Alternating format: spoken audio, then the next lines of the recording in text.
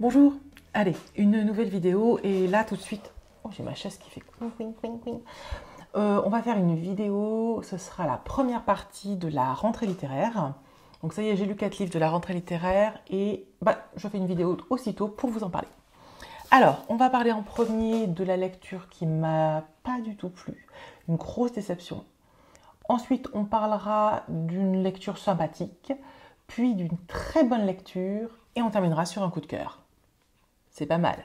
Ça laisse quand même de la marge de bonne lecture. Allez, on attaque tout de suite avec La Sauvagière, qui est donc un livre de...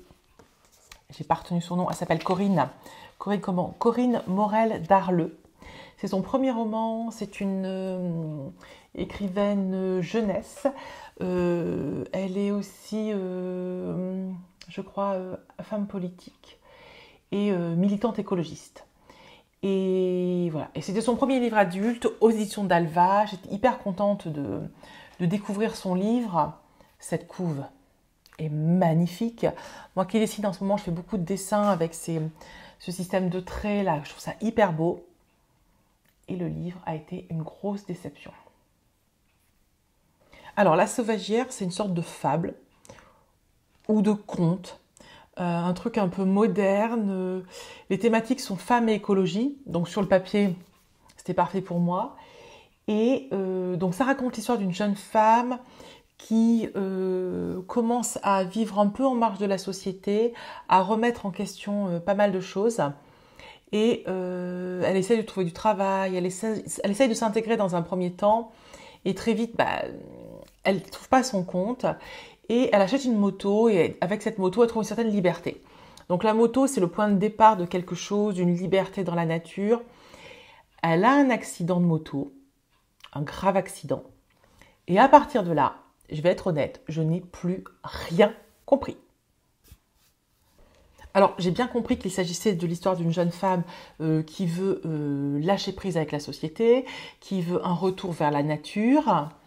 Mais là où j'ai plus compris, c'est qu'à un moment donné, elle se retrouve dans une maison, mais apparemment, elle devrait être à l'hôpital puisqu'elle avait un accident de moto. Alors moi, je suis très cartésienne. Accident de moto, hôpital.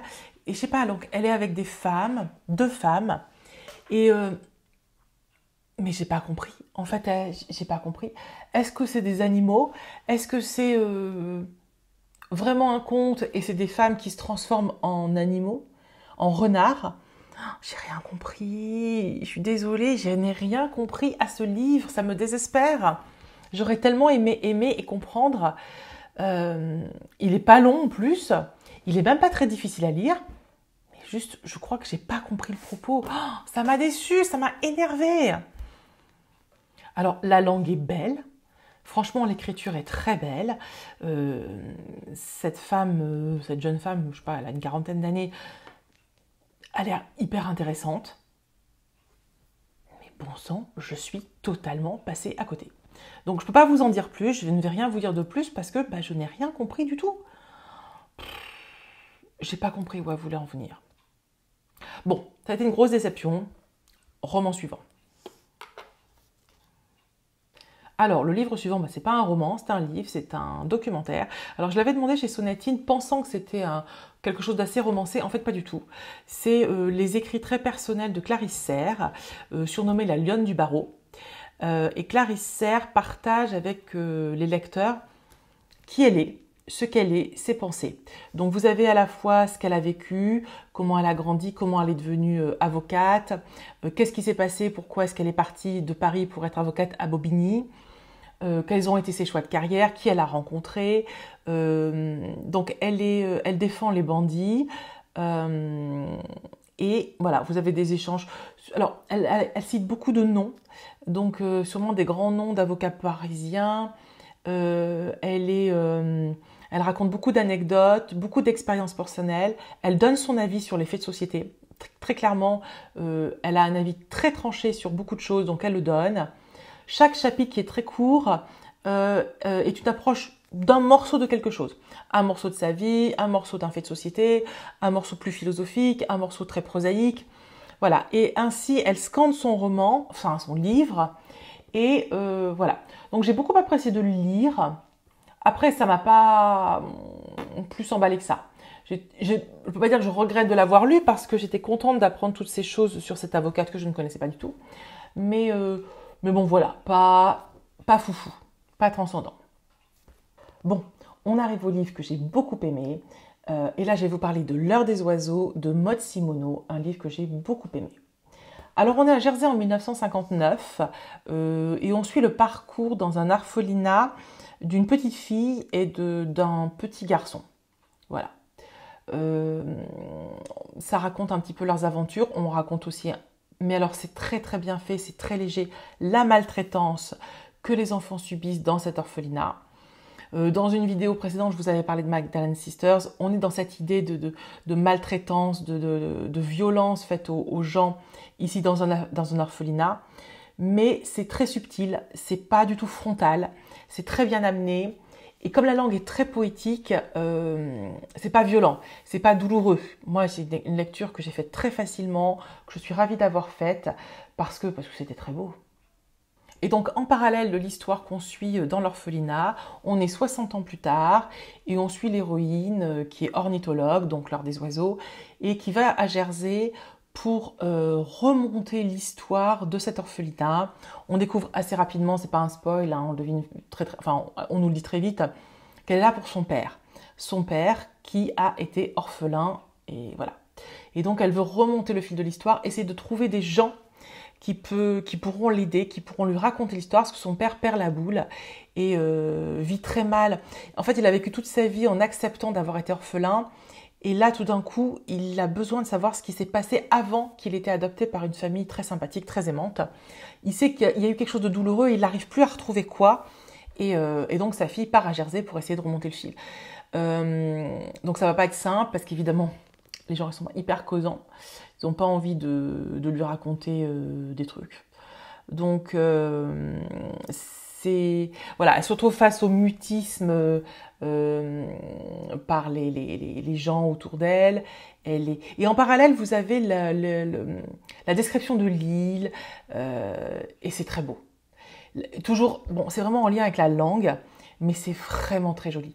Comme c'est un livre court, c'est fluide, c'est poétique, c'est jamais plombant. C'est vraiment très joli. Alors, dans le passé, vous avez l'histoire de Lily et de Simon, mais je pense que... alors, l'histoire est totalement inventée, hein, c'est un roman, on est d'accord, mais je me demande si l'autrice n'est pas inspirée de faits réels. Voilà, malheureusement, c'était monnaie courante, hein, et pas qu'à Jersey, en Angleterre, en France, partout, les orphelinats, il y avait énormément de maltraitance. Et elle y revient de façon très subtile. Elle aborde ce sujet de façon très délicate. Pourtant, le sujet n'est pas facile, d'autant qu'il y a un autre sujet derrière dont je ne vais pas vous parler parce que je ne veux pas vous dévoiler le roman, mais elle amène ça de façon vraiment très intelligente. Et comme il est très court, vraiment, je ne peux que vous le conseiller de le lire parce que, voilà. Alors, j'ai mes collègues qui avaient lu son précédent, qui devait être L'Enfant Céleste, et qui avaient déjà beaucoup aimé L'Enfant Céleste. Alors, moi, je ne l'avais pas lu. Et donc, j'ai découvert la langue de Maud Simoneau à travers ce roman. Et belle réussite. Et on termine sur mon coup de cœur, Le Soldat désaccordé de Gilles Marchand, qui m'a été envoyé par David Mollman, des éditions aux Forges de Vulcain. Et alors c'est celui que j'avais demandé, il m'en a envoyé 2, mais c'est celui-là que je voulais parce que voilà, j'avais très envie de lire cet auteur et j'ai pas été déçue. Oh, ce livre, c'est un bijou. Je vous explique. Alors on démarre l'histoire dans les années 20, donc on est dans l'entre-deux-guerres et on suit un personnage, je crois qu'il n'a pas de nom. En fait, j'ai pas souvenir qu'il ait eu un nom. C'est vraiment le narrateur de l'histoire. Pourtant, c'est lui qui fait tout et pourtant, je pense qu'il est assez en dehors de l'histoire.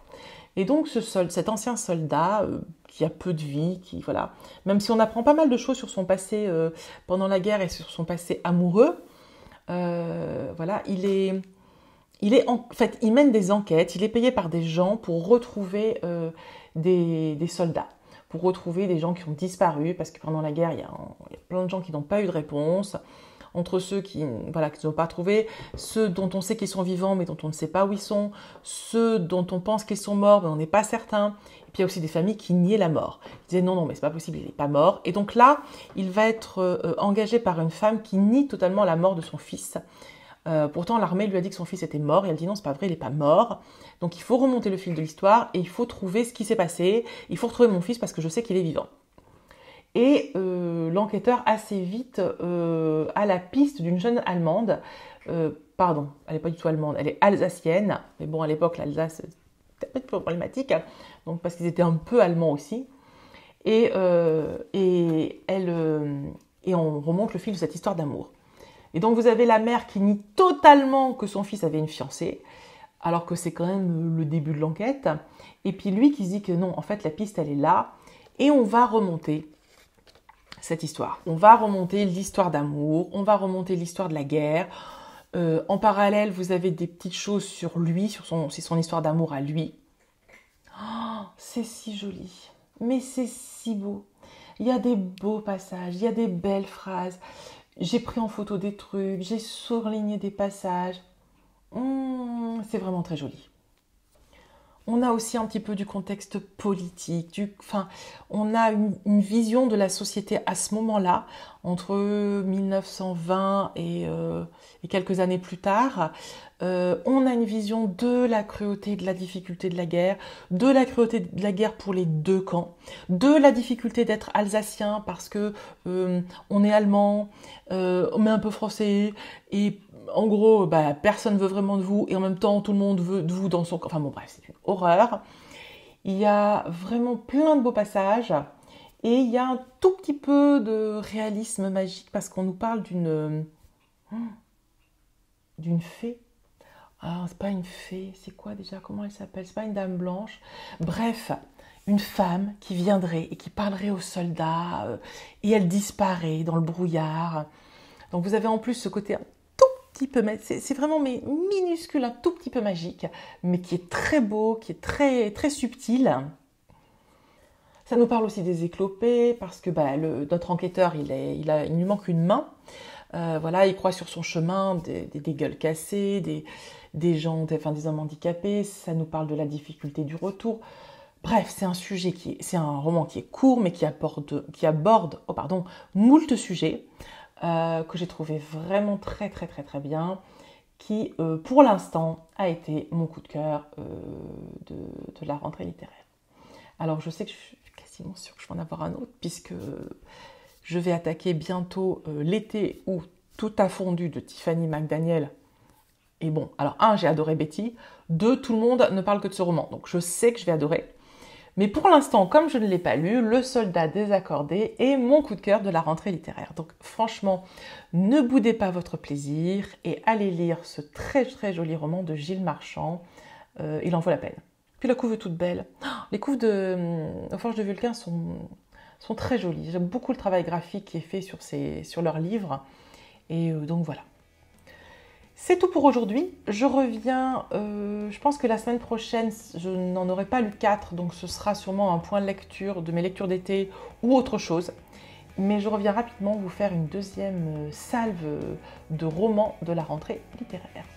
Voilà, gros bisous et à très vite.